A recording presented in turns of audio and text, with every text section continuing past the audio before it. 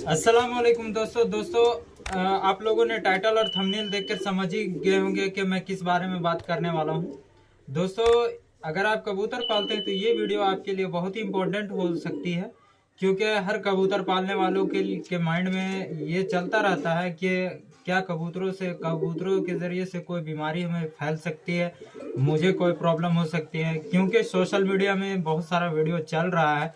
अभी एक वीडियो ये चल रहा है, इसे आप पूरा देख लीजिए, उसके बाद हम आगे बात करते हैं। इंडियंस को चूहों से नहीं इस बर्ड से बचने की जरूरत है, क्योंकि पिछले 23 सालों में इंडिया में इस बर्ड की पॉपुलेशन 150% से भी ज्यादा बढ़ी है। कौन सी और कैसे, बताता हूँ। इन बर्ड्स को फ्लाइंग रैट्स भी कहा जाता है, क्योंकि रैट्स की तरह ह्यूमंस को इनसे कई बीमारियां होती हैं, जैसे हाइपर सेंसिटिविटी न्यूमोनाइटिस, जो लंग्स का इरिवर्सिबल डैमेज करती है। और मुंबई में ही इस डिजीज का 5 टाइम्स इंक्रीज देखा गया है। ये हैं पिजन्स, जिनके फेदर्स और ड्रॉपिंग से ह्यूमंस को लंग इन्फेक्शन, फंगल और हार्ट डिजीजेज हो रही है। लेकिन अनफॉर्चुनेटली लोग इसके बारे में अवेयर ही नहीं है। एक्सपर्ट्स का कहना है कि इनकी पॉपुलेशन इंक्रीज का मेन रीजन है हमारा इनको खाना देना। इनको खाने के लिए मेहनत नहीं करनी पड़ती और ये तेजी से रिप्रोड्यूस करते हैं। बात इतनी सीरियस है कि एमसीडी इनके फीडिंग स्पॉट्स पे बैन लगाना चाहता है और पुणे और मुंबई में ऑलरेडी इनके फीडिंग पे फाइन लगाया गया है। देश भर में डॉक्टर्स ने यह नोटिस किया है कि पिजन से होने वाली बीमारियां तेजी से बढ़ रही हैं, लेकिन अवेयरनेस न होने के कारण लोग इन्हें खाना देना बंद नहीं कर रहे। तो शेयर करें सबसे, ताकि और लोग भी अवेयर हो पाए। आप लोगों ने तो वीडियो देख लिया, तो अब हम बात करते हैं क्या सच में इनसे लंग्स का इन्फेक्शन हो सकता है या फिर इनके बीट से कोई बीमारी हमको फैल सकती है।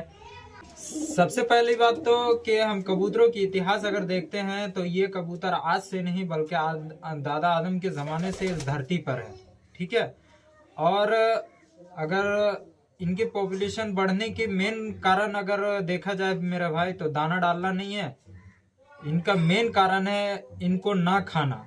आप कबूतरों को सिर्फ दाना डालिएगा और इनसे कोई फायदा नहीं उठाइएगा तो इनका पॉपुलेशन तो बढ़ता ही जाएगा मेरा भाई। ये हम इन पालतू कबूतरों की बात नहीं कर रहे मेरा भाई, जो जंगली कबूतर जो फिरते रहते हैं शहर में या टाउन में या बस्ती में, उन जंगली परिंदों कबूतरों की बात कर रहे हैं, क्योंकि उनके खाने से बहुत सारे फायदे भी होते हैं। जंगली कबूतर किस लिए है? जंगली कबूतर उनसे हमको फायदा लेना है। फायदा ये लेना है कि उनसे उनके बच्चे जब वो बड़े हो जाते हैं खाने के लायक, तो उनको मरीजों को खिलाइए। लो ब्लड प्रेशर जैसे लकवे वाले मरीज को आप खिला सकते हैं, ठीक है। जब तक उसको खाइएगा नहीं तो उनका क्या बोलते हैं पॉपुलेशन तो बढ़ेगा ही, ठीक है। इसी तरीके से आप देख सकते हैं कि एक हेचरी में फार्म जो होती है मुर्गी फार्म, उन पे आप क्या अप्लाई करेंगे कि उनके भी बीट तो सेम ही दाना और पानी से क्या बोलते हैं बनते हैं। तो एक हेजरी में लगभग एक टाइम में 3 लाख के आसपास अंडे हैच होते हैं, जिनसे चूजे और बच्चे निकलते हैं। तो वो सब कहाँ जाते हैं? वो सब तैयार करके मीट के लिए तैयार किया जाता है, तो उनसे लोग खा जाते हैं, तो उनका पॉपुलेशन आपको नहीं दिखता, ठीक है। इसी तरीके से कबूतर अगर पॉपुलेशन अगर दिख रहा है तो उसका मेन रीजन है उसका नहीं खाना, ठीक है।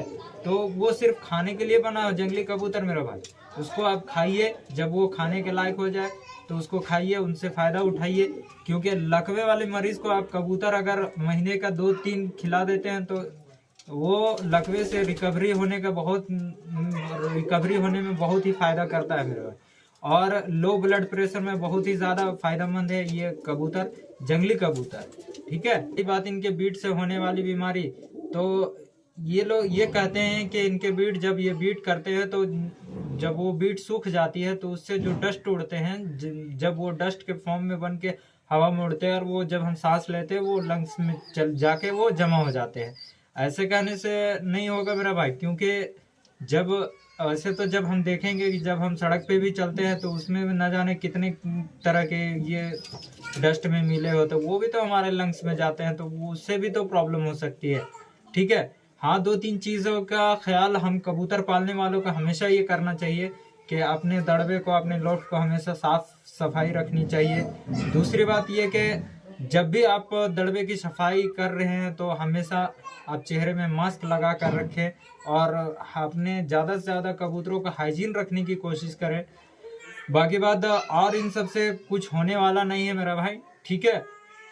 और एक चीज़ और है कि जब आप कबूतर को रख रहे हैं तो आप जहाँ पे रहते हैं उससे कुछ फासले की दूरी में आप कबूतर को रखें। जैसे खुला छत हो उसमें आप कबूतर को रखें, ऐसा नहीं कि आप जिस रूम में रह रहे हैं उसी रूम में आप कबूतर को साथ में रख लिए, ये सब का ख्याल कर। बाकी इन सब चीज़ों से डरने की ज़रूरत नहीं है मेरा भाई, क्योंकि हमने देखा है कि बहुत सारे शौकीन ऐसे हैं कि बाप दादा के ज़माने से वो शौक करते चले आ रहे हैं कि उनका बाप किया, फिर उनका बाप किया, उनका दादा किया था, फिर उसके बाप ने, उसके बेटे ने किया, फिर उसके बेटे ने वो शौक किया। ठीक है मेरा भाई, तो इन सब चीज़ों से डरने की ज़रूरत नहीं है। बाकी 2-3 चीज़ें हमने जो बताई उसका ख्याल रखें और जम के कबूतरबाजी करें। फिर मिलते हैं किसी अच्छे से टॉपिक के साथ, तब तक के लिए अल्लाह हाफिज़।